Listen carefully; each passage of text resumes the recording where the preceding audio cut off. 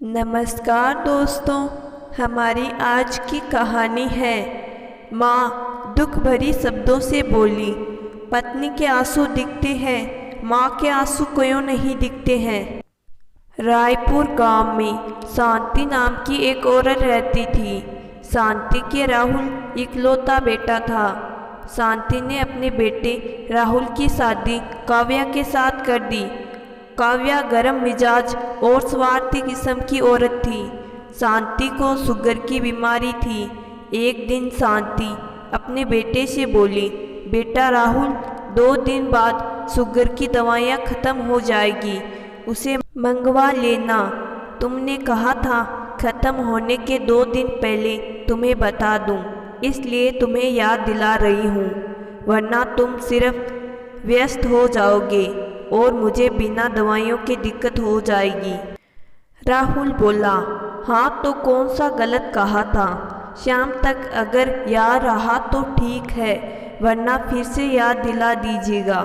माँ, हफ्ते में 1 दिन तो छुट्टी का मौका मिलता है, कम से कम यह 1 दिन तो मुझे अपने परिवार के साथ बिताने का मौका दीजिए। पूरा दिन क्या आप में ही लगा रहूं? क्या आप यही चाहती है? शांति जी बोली, नहीं नहीं बेटा, मेरे लिए तुम अपने परिवार को मत छोड़ना। मैं ये नहीं कह रही हूँ, मैं तो बस तुम्हें याद दिला रही हूँ। एक माँ ऐसा क्या करती है जो बच्चे उसके लिए सब छोड़ दे। इतना कहकर शांति की आंखों में आंसू आ गए। राहुल बोला, ये आपके और आपकी बहू के आंखों में बात बात पर आंसू निकल आते हैं।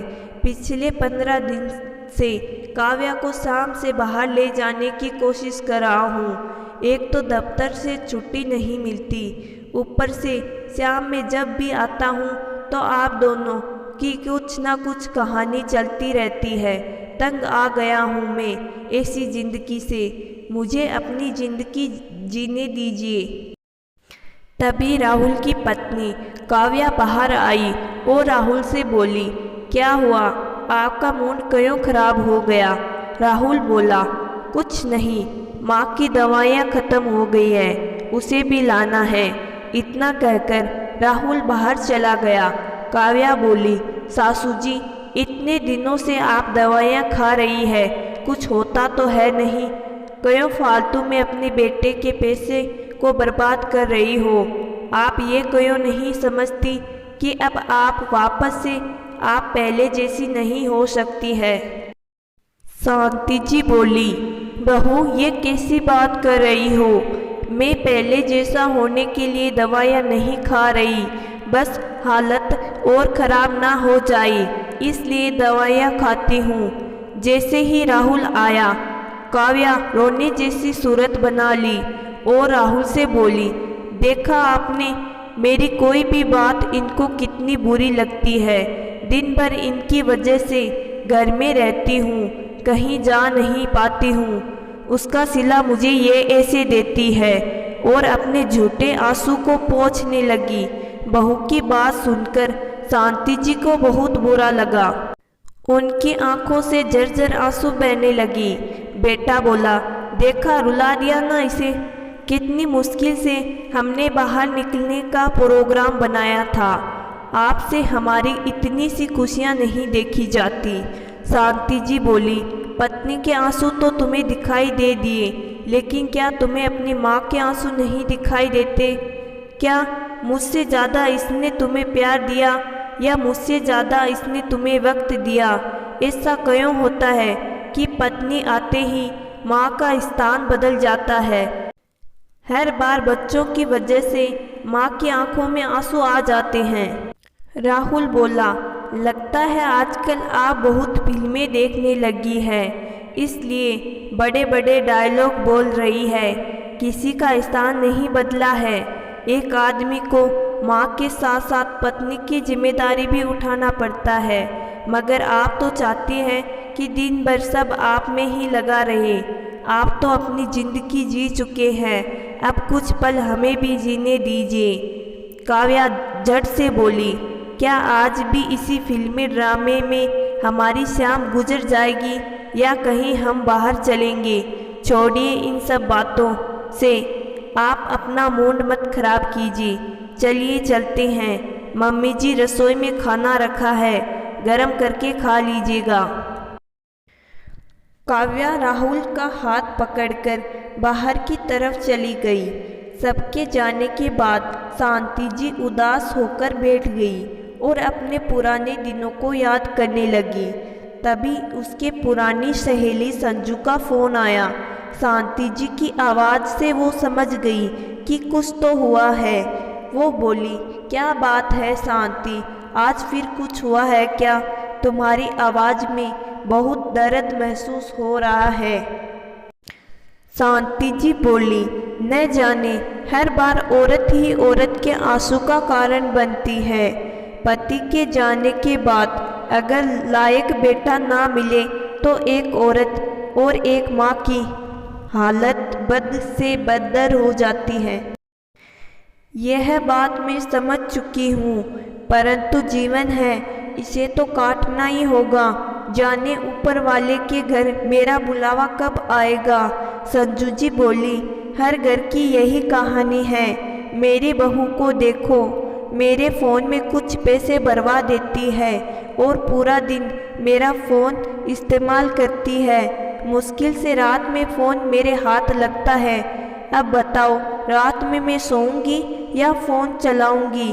पूरा दिन मेरा पोता फ़ोन में खेलता रहता है और जब पैसे ख़त्म हो जाते हैं तो बेटे के सामने सुनाती है कि इस उम्र में इनके फ़ोन का खर्चा कितना आता है। फिर बेटा भी मुझे आंखें दिखाता है। शांति जी बोली, हमने बच्चों के लिए क्या क्या किया और यही बच्चे कितनी जल्दी भूल गए। अब उनके पास ना तो हमारे लिए वक्त है और ना ही पैसा, दोनों ही नहीं है। संजू जी बोली, इंसान का शरीर जब तक चलता रहता है तब तक करने और सहने की शक्ति होती है। जब शरीर ही अपना साथ छोड़ दे तो सहने की शक्ति भी कहीं न कहीं पीछे छूट जाती है। जब संजू जी के दुख का पता चला तब शांति जी को लगा कि मैं अकेली नहीं इस दुनिया में जिनके बेटों को माँ के आंसू दिखते नहीं। बातें करते करते शांति की आंख लग गई और बेचारी बिना खाए पिए वहीं कुर्सी पर सो गई। रात के करीब 10 बजे जब बेटा और बहू घर वापस आए तो काव्या बोली, देखो तुम्हारी माँ घोड़े बेचकर सो रही है, पूरे दिन फ़ोन में लगी रहती है और कहती है कि मेरी तबीयत ठीक नहीं रहती। राहुल ने माँ को जगाया, माँ उठो, अपने कमरे में जाकर सो जाओ। शांति जी हड़बड़ाकर उठी और बोली, तुम सब आ गए? राहुल बोला, हाँ हम सब आ गए, आपकी आंखें लाल हो गई है, आप जाकर अपने कमरे में सो जाओ। काव्या आकर बोली, मम्मी जी आपने खाना नहीं खाया? शांति जी बोली, बहू मेरे घुटने में बहुत दर्द है, किचन तक जाकर उसे गर्म करना मेरे बस की बात नहीं थी। काव्या बोली, अगर नहीं खाना था तो कह देती, बेकार में खाना बर्बाद हुआ, घर का अनाज नहीं है, आपको पता है अनाज का दाम कितना बढ़ गया है। इतना कहकर वहाँ से चली गई। शांति जी ने बेटे से बोली, बेटा मेरी छड़ी ला दे या मुझे मेरे कमरे तक पहुँचा दो। राहुल ने शांति जी को छड़ी लाकर दी और बोला, माँ मैं बहुत थका हुआ हूँ, आप खुद चली जाइए, और वहाँ से चला गया। शांति जी सोची, जिस बेटे को बिना खिलाए मैं सोती नहीं थी, आज उसने अपनी भूखी माँ से एक बार नहीं बोला कि माँ खाना खा लो। क्या ईश्वर ने बस माँ के हिस्से में दर्द ही दिया है? क्या माँ के आंसू बच्चों को दिखते नहीं? हर बार माँ की आंखें बच्चों की वजह से नम होती है। यही सोचते हुए शांति जी धीरे धीरे कमरे में चली गई। न जाने उस रात दर्द कितना बढ़ गया कि ऊपर वाले ने भी शांति जी की गुहार सुन ली और उन्हें भूखे पेट अपने साथ ले गया। सुबह जब बहुत देर तक राहुल ने माँ की आवाज़ नहीं सुनी, तब वो अब उनके कमरे में गया और बोला, माँ आज क्या पूरा दिन ही सोती रहोगी, अब उठ भी जाओ। माँ के कानों तक उसकी आवाज़ पहुँच नहीं रही थी। राहुल ने उनका हाथ जैसे ही पकड़ा, उसे महसूस हुआ कि शांति जी का हाथ बिल्कुल ठंडा था। उसकी आंखों के पास उसके आंसू सूखे हुए थे। राहुल ने आवाज़ लगाई, परंतु माँ जा चुकी थी। राहुल ने काव्या को आवाज़ लगाई और वो रोने लगा। बहू आई, पर उसे इतना दर्द कैसे होगा, क्योंकि वो उसकी माँ नहीं थी। जिसकी माँ थी, उसने पहले अपने माँ के आंसू देखे नहीं। अब माँ के जाने के बाद आंसू बहाकर भी आखिर क्या हासिल हो पाएगा। राहुल ने संजू जी को यह दुख भरी खबर दी।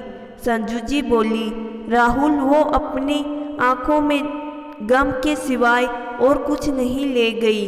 मैं तो बस इतना ही कहूँगी, जो माँ पूरी जिंदगी अपने आंचल से बच्चों के आंसू पहुँचती, क्या वो आखिरी पल में भी थोड़ी सी खुशी की हकदार नहीं होती है। आज न कल तुम भी पिता बनोगे और बहू बेटे की वजह से तुम्हारी आंखों में जब आंसू होंगे तो बस ये सोचना कि तुम्हारा अंत कैसा होगा। इतना कहकर संजू जी ने फ़ोन रख दिया। संजू जी की बातें दूर खड़े उनके बेटे ने सुन ली और उसे अपनी गलती का एहसास हुआ और उसे लगा कि कल को अगर उसकी माँ कुछ इस तरह चली गई तो जीवन भर वह खुद को माफ़ नहीं कर पाएगा।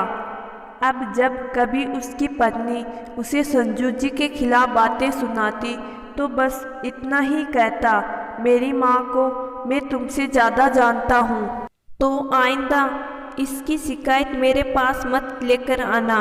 संजू जी को संतोष हुआ कि चलो जाने से पहले बेटे को अपनी गलती का एहसास तो हुआ। मेरे लिए आखिरी समय में इतना ही काफ़ी है। दोस्तों, इतना भी कठोर हम कैसे हो सकते हैं कि अपने माता पिता के आंसू हमें नहीं दिखते। कम से कम यही सोचकर हम अपना आज सुधार सकते हैं। क्यों हर बार माँ की आंखों में आंसू होते हैं। जब हमारी आंखों में आंसू होते थे तो वही आंचल उसे पहुँचते थे और हम आखिरी वक्त में उन्हें आंखों में गम के आंसू देते हैं।